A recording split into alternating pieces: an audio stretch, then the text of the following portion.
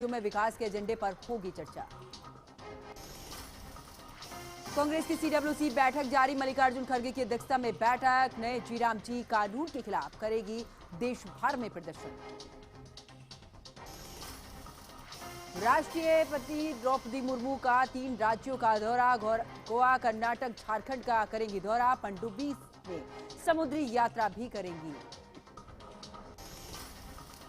GST चोरी मामले में यूपी एसटीएफ की बड़ी कार्रवाई, 500 करोड़ जीएसटी चोरी के आरोप में 8 लोग गिरफ्तार।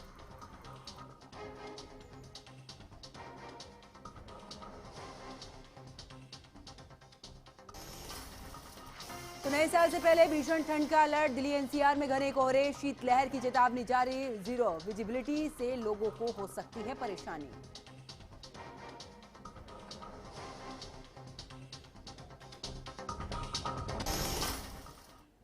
नमस्कार, आप देख रहे हैं एचएनएन न्यूज। मैं हूं आपके साथ पंकज यादव। शुरुआत करते हैं, पिछले कुछ वक्त से अमेरिकी राष्ट्रपति ट्रंप अमेरिका फर्स्ट की नीति पर यहां पर अपनाते हुए नजर आ रहे हैं, जिसके चलते वो ऐसे कदम उठा रहे हैं जो भारत के हित में नहीं है। चाहे फिर वो भारत पर 50% टैरिफ हो या फिर अमेरिका में रह रहे भारतीयों की एंट्री के नियम कड़े करना हो। ट्रंप ने H-1B वीजा की जो फीस है उसको भी बढ़ा दिया था, जिसके साथ अब अमेरिका में एंट्री ने यहां पर सोशल मीडिया की जांच की जाएगी, यानी कि जो एंट्री है उसको लेकर अब सोशल मीडिया की भी जांच होगी। अब अमेरिकी मूल के पत्रकार दक्षिणपंथी एक्टिविस्ट मैट फोर्नी ने भी भारतीयों को लेकर अब जहर उगल दिया है। अक्सर अमेरिका में रहने वाले भारतीयों को लेकर सख्त टिप्पणी वो हमेशा से ही करते आ रहे हैं, लेकिन इस बार उन्होंने भारतीयों को डिपोर्ट करने की बात की है। उन्होंने कहा कि सभी भारतीयों को अमेरिका से उनके वतन वापस, यानी कि भारत वापस भेज देना चाहिए, नहीं तो उनकी जान को खतरा हो सकता है।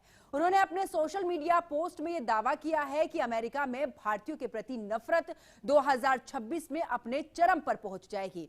हालांकि बयान पर विवाद छिड़ने के बाद उन्होंने अपनी ये पोस्ट हटा दी, लेकिन वो चर्चा का विषय बन चुके हैं।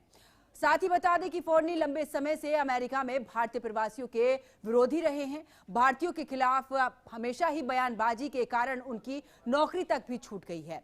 आपको बता दें कि भारतीयों के खिलाफ लोगों में नफरत फैलाने, उनके निर्वासन की मांग करने का पुराना इतिहास उनका रहा है। एक भारतीय अमेरिका महिला सीईओ की नियुक्ति पर भी आपत्तिजनक टिप्पणी की थी। उसने आरोप लगाया था कि भारतीय मूल के लोग अमेरिकी कंपनी पर कब्जा कर रहे हैं, अमेरिकियों की जगह पर भारतीयों को नौकरी दी जा रही है। इन बयानों को व्यापक रूप से नस्लवादी बताकर यहां पर भड़काऊ बताया गया था। हालांकि अमेरिका में प्रवासियों का विरोध जारी है। आए दिन प्रवासियों को अमेरिका से निकालने की मांग की जा रही है। अब ट्रंप के दूसरी बार राष्ट्रपति बनने के बाद ये जो विरोध है, इसकी मांग ज्यादा तेजी पकड़ने लगी है। अब भारतीय विरोध बयान ने हलचल मचा दी है, क्योंकि जिस तरीके से भारतीयों का विरोध हो रहा है, इसको लेकर अब हलचल मची हुई है। क्योंकि देखा है, पहली बार ऐसा नहीं है कि भारतीयों को लेकर अमेरिका में कोई टिप्पणी की गई है। इससे पहले भी कई बार ऐसा रहा है जब भारतीयों को लेकर, वापसी को लेकर लगातार कई बार टिप्पणी की गई है। हालांकि इसको लेकर दोनों देशों के बीच में तमाम विशेषज्ञों की भी राय सामने आई कि इसको लेकर बातचीत करनी चाहिए, क्योंकि हो सकता है कि जिस तरीके से अब ये पोस्ट डाली जा रही है, कहीं ये आने वाले समय में भारतीयों के लिए कोई खतरा तो नहीं है। ऐसा इसलिए भी कहा जा रहा है क्योंकि भारतीयों के खिलाफ लगातार वहां पर जिस तरीके से जहर उगला जा रहा है, भारतीय मूल के अगर कोई भी यहां पर कंपनी में सीईओ बनाई गई है महिला, तो उसका विरोध किया गया है कि हालांकि यहां पर जो अमेरिकी लोग हैं उनकी नौकरियां जो हैं वो भारतीय खा रहे हैं। ऐसे इस तरीके की तमाम आरोप जो हैं वो लगाए गए। लेकिन अब इसी के बीच जिस तरीके से ये पोस्ट आई है कि 2026 में तमाम भारतीय मंदिरों पर भी हमला किया जाएगा, भारतीयों पर भी यहां पर उनके खिलाफ नफरत जो है वो चरम पर पहुंच जाएगी, तो क्या ये वाकई में सच है? अगर ये सच है तो किस और इशारा कर रहा है? क्योंकि कई बार हमने ट्रंप को देखा, ट्रंप ने हालांकि भारत पर जिस तरीके से टैरिफ लगाया है, उसके बाद से भारत की तरफ से कोई खास ऐसी प्रतिक्रिया नहीं रही। अर्थव्यवस्था को लेकर भी विशेषज्ञों का कहना है कि कोई खासा असर इस पर नहीं पड़ा है। लेकिन अब क्योंकि नफरत की बात यहां आ रही है कि भारतीयों के खिलाफ जो नफरत है उसको लेकर अब जो है खलबली मची हुई है। एक तरफ तो ट्रंप कहते हैं कि प्रधानमंत्री नरेंद्र मोदी जो है बहुत अच्छे दोस्त हैं, उनकी रणनीति विश्व में चर्चित है, एक अच्छे दोस्त के नाते, एक अच्छे प्रधानमंत्री वो हैं, लेकिन दूसरी तरफ अगर भारत के प्रधानमंत्री की इतनी तारीफ की जाती है तो भारतीयों को आखिरकार क्यों इस तरीके से झेलना पड़ रहा है? क्यों भारतीयों के खिलाफ बार बार यहां पर नफरत जो है वो फैलाई जा रही है? पोस्ट की जाती है, पोस्ट को डिलीट कर दिया जाता है, हंगामा हो जाता है। सवाल यही है कि क्या 2026 अमेरिका में भारतीयों के लिए मुश्किल रहने वाला है? क्योंकि पोस्ट तो यहां पर की गई है, उस पोस्ट को भी हटा दिया गया, लेकिन सवाल तो यही बना हुआ है कि क्योंकि अमेरिका में बार बार भारतीय जो है उनको लेकर सवाल खड़े कर रहे हैं। ट्रंप बार बार कई बार अपने बयान बदल देते हैं। प्रधानमंत्री नरेंद्र मोदी को बहुत अच्छा दोस्त, बढ़ता हुआ देश, तमाम बातों का जिक्र करते हैं, लेकिन जब भारतीयों की नौकरी पर आती है, जब भारतीयों के विकास पर आती है, या भारतीय वहां पर जो है उनके नौकरियों की बात आती है, तो उस पर तमाम तरीके की प्रतिक्रियाएं सोशल मीडिया पर आती हैं। अब क्या 2026 में वाकई में अमेरिका में भारतीयों को खतरा है? क्योंकि इसलिए भी कहा जा रहा है कि ये पहली बार नहीं है, इससे पहले भी कई बार देखा है जब भारतीयों को लेकर इस तरीके के बयान सामने आए। तो आखिरकार देखिए 2026 में भारतीय समुदाय के लोगों पर हमले हो सकते हैं। क्या वाकई में ये बड़ा सवाल बना हुआ है? क्योंकि जिस तरीके से नफरती बयान ये सामने आया, तो सवाल ये है कि 2026 में क्या भारतीय समुदाय के लोगों पर हमले हो सकते हैं? हिंदू मंदिरों को भी निशाना बनाया जा सकता है। भारतीय मूल के जितने भी लोग अमेरिका में रह रहे हैं उन्हें अमेरिका से भेज दिया जाना चाहिए। ये बयान जिस तरीके से सामने आया है उसके बाद खलबली मची हुई है। सोशल मीडिया पर तमाम तरीके की प्रतिक्रियाएं सामने आ रही है। साथ ही कहा है कि वरना भारतीयों को साल 2026 में यहां पर नफरत झेलनी पड़ सकती है, जिसका शिकार भारतीय मूल के लोग, उनके घर, व्यवसाय, मंदिर होंगे। तो देखिए नफरती बयान ये सामने आया। हमलों के दोषी यहां पर मीडिया उन नफरत भरे जिस तरीके से ये बयान सामने आ रहे हैं, उसके बाद ये पोस्ट तो हटा दी गई, लेकिन मीडिया उन नफरत भरे अपराधों को यहां पर दबा देगा क्या, जिन्हें वो MAGA इसके अलावा ट्रंप पर थोपने के लिए उत्सुक रहता है। तो ठीक वैसे ही जैसे आपको बता दें कि एंटी एशियन को लेकर भी जब सामने आया कि एशियाइयों पर हमले यहां पर नहीं, तो आखिरकार अब क्योंकि नफरती बयान जिस तरीके से सामने आया है, इसको लेकर अब सवाल यही उठ रहे हैं 2026 भारतीयों के लिए अमेरिका में कैसा रहने वाला है। देखिए यहां पर एक सबसे बड़ी बात यह भी है कि अमेरिका में जो अर्थव्यवस्था है, अगर हम टैक्स की बात करें तो वहां पर जो भारतीय रह रहे हैं उसका असर टैक्स पर भी पड़ता है। इसके अलावा जो भारतीय वहां पर नौकरी कर रहे हैं उनके जो टैक्स जाता है भारतीय अमेरिका अर्थव्यवस्था पर भी निर्भर है। इसके अलावा जो वोट बैंक है, क्योंकि 54 लाख अमेरिका में भारतीय रह रहे हैं, जिसमें से 30% वो भारतीय हैं जो कि वहां पर जन्मे हैं, उसके बाद उन्हें दोहरी नागरिकता मिली हुई है। अब सवाल ये उठता है कि जिस तरीके से जनसंख्या वहां पर भारतीयों की है, अर्थव्यवस्था को लेकर भी वहां पर एक बड़ा तबका है, तो इसका असर कितना पड़ेगा। आपको बता दें कि देखिए अपने नक्सलवादी बयानों के लिए अक्सर जाने जाते हैं फोर्नी। भारतीयों के खिलाफ बयानों का लंबा इतिहास रहा है, बार बार उन्होंने बयान दिए हैं, नौकरी तक उनकी चली गई है। तो विदेश मामलों के जानकार AK मिश्रा हमारे साथ में जुड़ चुके हैं। AK मिश्रा जी, बहुत बहुत स्वागत है आपका HNN न्यूज पर।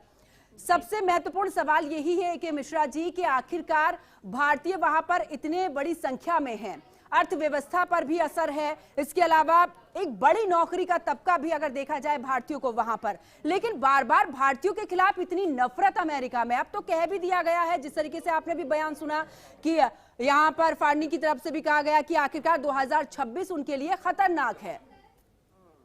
देखिए इसके दो कारण है, मैं आपको बता दूं। एक तो पहला चीज ये है कि भारतीय टैलेंट का दुनिया में डंका बज रहा है, और जो अमेरिका में अमेरिकन मूल के या दूसरे देशों के लोग हैं वो भारतीय टैलेंट को कॉम्पिटिट नहीं कर पा रहे हैं। तो इसके कारण उनको सबसे ज्यादा असुरक्षा है। भाई नासा से लेके हॉस्पिटल तक हर जगह इंडियन डॉक्टर और इंजीनियर हैं। आप निकाल देंगे तो अमेरिका और आप ये देखिए इंग्लैंड वगैरह की अर्थव्यवस्था और सेवा समाप्त हो जाएगी, ठप हो जाएगी। दूसरा एक रीजन ये है कि जिसको एक राजनीतिक षड्यंत्र बोलते हैं, भारत का डंका, भारत के टैलेंट का डंका पूरे विश्व में वो बज रहा है इस वक्त। तो इस टैलेंट को वो डायरेक्ट टैलेंट से मुकाबला तो कर नहीं सकते, तो इस तरीके के पॉलिटिकल बयानबाजी, घृणित बयानबाजी देना और ये एक प्रीएम्प्टिव मैसेज हो सकता है उन तत्वों को भड़काने के लिए, ताकि कुछ ऐसे शरारती तत्व निकल करके आए और भारतीयों के खिलाफ वो लोग आंदोलन करें, या भारतीयों और उनके एसेट्स पे वो खतरा बन के अपने एक्शंस को शुरू करें, जैसे पत्थरबाजी करें, उनको मारें, उनकी लिंचिंग करें। यहाँ पे मैं सीधे सीधे ये बोलना चाहता हूँ कि अमेरिका के राष्ट्रपति चुनाव से लेके पॉलिटिक्स से लेके, मैं लंदन की भी बात करूंगा, ऋषि सुनक वगैरह को देखिए कहीं न कहीं भारत से जुड़े हैं। तो पूरे पश्चिमी देश में, अमेरिका में, कनाडा में भारतीयों को एक बहुत ही षड्यंत्रपूर्ण तरीके से, गलत तरीके से उनको डीमोरलाइज करने का ये एक षड्यंत्र है, क्योंकि टैलेंट के बेस पे ये हमसे कॉम्पीट नहीं कर सकते हैं। इंडियन डायस्पोरा से ये कॉम्पीट कर ही नहीं सकते हैं। तो इसलिए इस तरह का षड्यंत्र ऐसे लोग करते रहते हैं जो इंडिया की तरफ से घृणित भावना रखते हैं। हमें डरने की जरूरत नहीं है। सारे भारतीयों को भारत सरकार को सुरक्षा देनी चाहिए डिप्लोमेटिक वे में। अमेरिका की सरकार की ये जिम्मेदारी है कि वो वहां रह रहे सारे भारतीय डायस्पोरा एक एक सिटीजन की सुरक्षा करे, और ऐसे बयान देने वालों के खिलाफ। एके मिश्रा जी, यहाँ पर देखिए, क्योंकि हमने ट्रंप को कई बार देखा है, जब प्रधानमंत्री नरेंद्र मोदी की जमकर तारीफ वो करते हैं, कहते हैं कि प्रधानमंत्री नरेंद्र मोदी एक ऐसे प्रधानमंत्री हैं जो कि विश्व के बारे में पूरे तरीके से विख्यात भी हैं, उनकी रणनीति सबको पसंद भी आती है, एक भाई के तौर पर भी वो देखते हैं। लेकिन दूसरी तरफ ट्रंप की तरफ से टैरिफ लगा देना, वीजा को लेकर भी एक्स्ट्रा यहाँ पर पेमेंट करने को लेकर कह देना, इसके अलावा जो वहां पर नौकरी, कई बार ट्रंप की तरफ से भी आया कि आने वाले समय पर भारतीयों पर खतरा हो सकता है। हालांकि उससे कई बार वो नकारते नजर आए हैं, क्योंकि ट्रंप के जो बयान रहे हैं उस पर पूरे तरीके से मुझे लगता है कि जितनी बार बयान आए वो अक्सर पलटे ही हैं। लेकिन इस बार 26 का जिक्र किया गया है। अलग अलग देशों में भी हमने एके मिश्रा जी देखा है कि लगभग 80 से ज्यादा ऐसे देश रहे हैं जहां पर भारतीयों को लेकर टारगेट किया गया है, यानी कि भारतीयों को वापस भी भेजा गया है। क्या अमेरिका में आपको लगता है कि शुरुआत हो रही है? देखिए, please do mark my word, right now in global diaspora, in global geopolitics, India and Indians are too big, too important to ignore, to be ignored. India and Indians are too important to be ignored. Bharat और भारतीयों को ignore कोई भी देश नहीं कर सकता है, चाहे वो भारत का शत्रु देश हो, चाहे मित्र देश हो।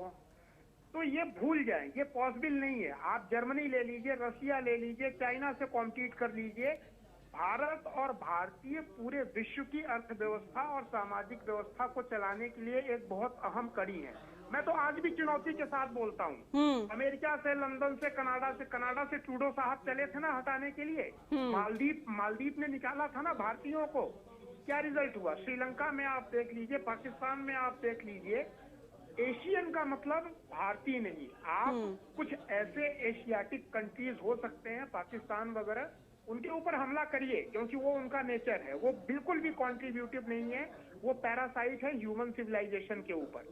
India and Indians, they are too much important for global economy, global system, that they can not be ignored. चाहे वो प्राइम मिनिस्टर मोदी हो, चाहे भारत का एक साइंटिस्ट हो, एक डॉक्टर हो, या कोई भी भारतीय अगर दुनिया के किसी भी देश में रह रहा है, उसको इग्नोर नहीं किया जा सकता है। This is my final verdict. और इसका खामियाजा भुगतना पड़ेगा। ट्रंप ने टैरिफ लगाया, क्या हुआ? पौधे मुंह गिर गए। वेरी फर्स्ट डे मैंने बोला था कि ट्रंप की टैरिफ स्ट्रेटजी फेल हो जाएगी, उन्हीं के लिए घातक हुई। पासपोर्ट, वीजा वगैरह, इन सब पे, नौकरियों पे भी आप रोक लगा करके देख लीजिए। वहां का स्वास्थ्य व्यवस्था, इंजीनियरिंग, प्रोडक्शन, ये सब ठप न पड़ जाए तो फिर बोलिएगा। हाथ पैर जोड़ करके इनको बुलाना पड़ेगा। चिंता करने की बिल्कुल भी बात नहीं है। इसके लाइव एग्जाम्पल कनाडा रहा है, ट्रूडो ने इसी तरीके से पंगे लिए थे। मालदीव रहा है, ऐसे बहुत सारे देश रहे हैं जिन्होंने इस तरह से बढ़ चढ़ करके किया, तो अपने पैर पे उन्होंने कुल्हाड़ी मारी। ये पिद्दी सा कोई पत्रकार है जिसको नॉलेज है नहीं, ग्लोबल सिस्टम कैसे चलता है, ग्लोबल इकोनॉमी कैसे चलती है, एक देश दूसरे देश के ऊपर कैसे डिपेंडेंट है, ये इसको पता नहीं है। ये केवल एक एजेंडे के तहत काम कर रहा है, भारतीयों के प्रति घृणा फैलाने का, और इससे कुछ होने वाला भी नहीं है। They can't do anything, not to worry, not to bother. India अपने आप में बहुत स्ट्रांग है, इंडियन डायस्पोरा बहुत स्ट्रांग है। उनको नेग्लेक्ट करके दुनिया का कोई भी देश आगे नहीं बढ़ सकता है, ये मान के चलिए। बिल्कुल, यानी कि अमेरिका में जिस तरीके से ये नफरत फैलाने की कोशिश की जा रही है, ये कुछ नहीं होने वाला है, सिर्फ एक मिथ्या है। इसके अलावा भारतीय पूरे तरीके से सुरक्षित। बहुत बहुत शुक्रिया एकेश मिश्रा जी हमारे साथ जुड़ने के लिए। तो देखिए, आखिरकार जिस तरीके से अमेरिका में भारतीयों को लेकर कहा जा रहा है 2026 को लेकर, लेकिन कई बार देखा है, चाहे यहाँ पर एग्जाम्पल के तौर पर अगर बात करें तो कनाडा रहा है जहां पर तख्ता पलट हुआ और आखिरकार जस्टिन ट्रूडो ने जिस तरीके से भारतीयों को लेकर बयान दिए थे उसके बाद सत्ता से ही वो चले गए हैं। लेकिन अमेरिका में अब जिस तरीके से ये पोस्ट हुआ है उसके बाद हालांकि इसको लेकर काफी बयानबाजी हो रही है सोशल मीडिया पर, लेकिन जिस तरीके से भारत का एक अपना वर्चस्व है, भारत के अपने रिश्ते बहुत मजबूत हैं, फिलहाल ऐसा कुछ नहीं होने वाला है। चलिए अब खबरों में आगे बात जयपुर की कर लेते हैं। चौमू हिंसा में 25 लोग गिरफ्तार हो चुके हैं। पुलिस ने 85 लोगों को हिरासत में लिया है। चौमू में पुलिस ने निकाला है फ्लैग मार्च। चौमू में 28 दिसंबर तक इंटरनेट सेवाएं बंद कर दी गई हैं। तो फिलहाल जिस तरीके से पथराव वहां पर हुआ, मस्जिद के पास से पत्थर उठाने के लिए प्रशासनिक अधिकारी पहुंचे थे, पूरी टीम पहुंची थी। उसके बाद वहां पर पथराव जो था वो शुरू हुआ, 6 पुलिसकर्मी घायल हुए थे, लेकिन उसमें गिरफ्तारी भी हुई है। अब तक 85 लोगों को हिरासत में लिया गया है, जिनसे कि आखिरकार पूछताछ की जा रही है कि क्या वाकई में वहां पर वो आम लोग थे या फिर उपद्रवी उसमें थे शामिल, जिस वजह से ये हिंसा भड़की, या फिर वहां पर जो पथराव किया गया था इसके पीछे की क्या वजह थी, किसकी यहां पर सोची समझी साजिश थी। इसको लेकर पुलिस लगातार उन लोगों से पूछताछ भी कर रही है। अभी तक 85 लोगों को हिरासत में ले लिया गया है। आपको बता दें कि चौमू में 28 दिसंबर तक इंटरनेट सेवाएं बंद कर दी गई हैं। इसके अलावा यहां पर लगातार पुलिस जो है वो कार्रवाई कर रही है। हालांकि जब यहां पर सड़क से पत्थर उठाने की बात आई थी तो आम लोगों के साथ ही पूरे सुझाव लिए गए थे और यहां पर लोगों के सुझाव के साथ ही, यानी कि दोनों तरफ का समन्वय होने के बाद ही यहां पर प्रशासन ने यह कदम उठाया। लेकिन रात को 2 बजे जब प्रशासनिक अमला वहां पर पहुंचता है उसके बाद वहां पर पत्थरबाजी शुरू हो जाती है, जिस वजह से हालांकि इस पत्थरबाजी में 6 पुलिसकर्मी घायल हो गए, जिन्हें अस्पताल में भर्ती भी कराया गया। लेकिन अब इस पूरे मामले पर 85 लोगों को हिरासत में लिया गया है, जिनसे पूछताछ की जा रही है। वजह क्या रही है पूरे तरीके से, क्या यहां पर किसी बड़ी हिंसा को भड़काने की कोशिश हो रही थी? अब चलिए आगे बात करते हैं, जहां पर बिलासपुर में अवैध धान का आगमन बड़ी चुनौती बनी हुई है। आपको बता दें कि संयुक्त जांच दल ने यहां पर 1500 क्विंटल से अधिक धान पकड़कर जब्त किया है, जिसकी कीमत करीब 30 लाख रुपए बताई जा रही है। वहीं जिला सहकारी बैंक के नवनियुक्त अध्यक्ष ने अवैध धान कारोबार पर सख्त कार्रवाई की चेतावनी भी दी है।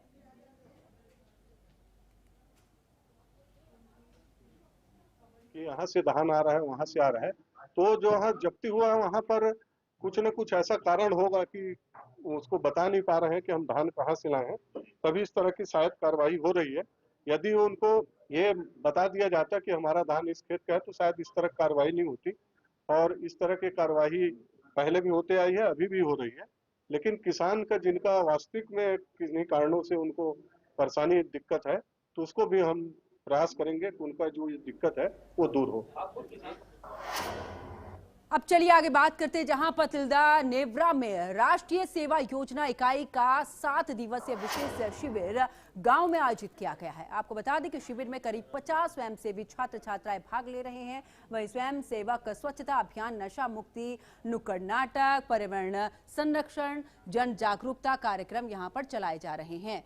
तो यहाँ पर लोगों को जागरूक किया जा रहा है, साथ ही गांव में किस तरीके से स्वच्छता रहे, नशा मुक्ति को लेकर भी यहाँ पर अभियान चलाया जा रहा है। नशे के क्या दुष्परिणाम होते हैं इसको लेकर लोगों को जागरूक किया जा रहा है। साथ ही आपको ये भी बता दें कि यहाँ पर कुल मिलाकर गांव में स्वच्छता जागरूकता अभियान चलाया जा रहा है।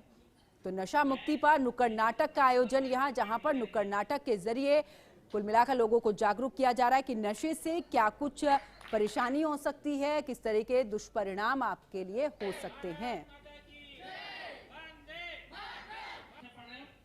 और यदि युवा अपने पैर में खड़ा हो जाते हैं तो सबसे बड़ी खुशी होती है उसके माता पिता को, क्योंकि आप 12वीं करने के बाद यदि हम जो मध्यम वर्गीय रहते हैं तो हम यही सोचते हैं कि हमारे परिवार कैसे खुशहाल रहे।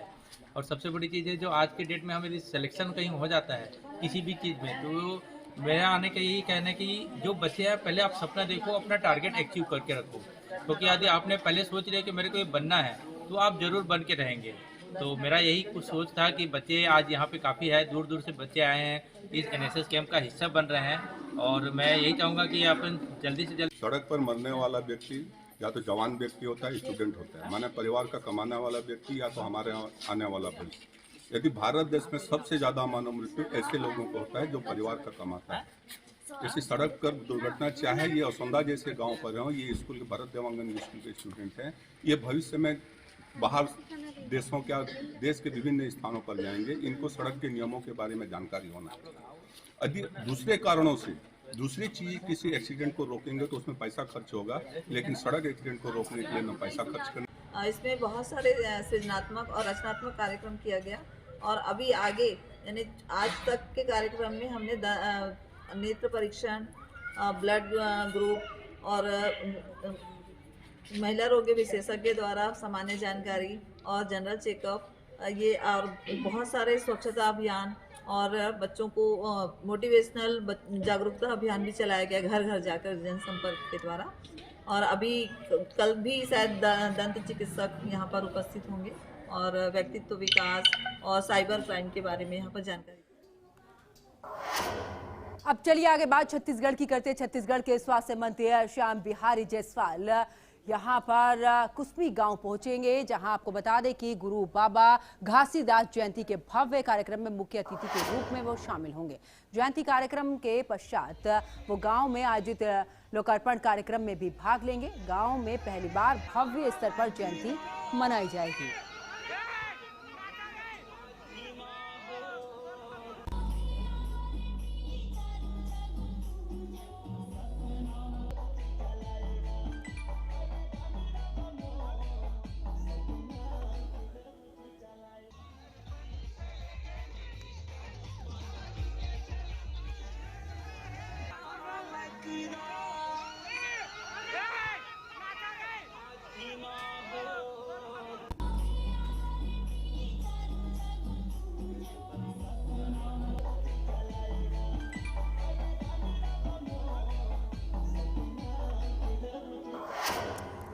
चलिए आगे बात फिरोजाबाद की करते हैं। शीतलहर के बढ़ते प्रकोप को देखते हुए एसडीएम ने शहर के प्रमुख स्थानों पर निरीक्षण किया। उन्होंने जैन मंदिर चौराहा स्थित यहां पर इसके अलावा बस स्टैंड टॉमस सेंटर में के पास में बने रैन बसेरों का जायजा लिया।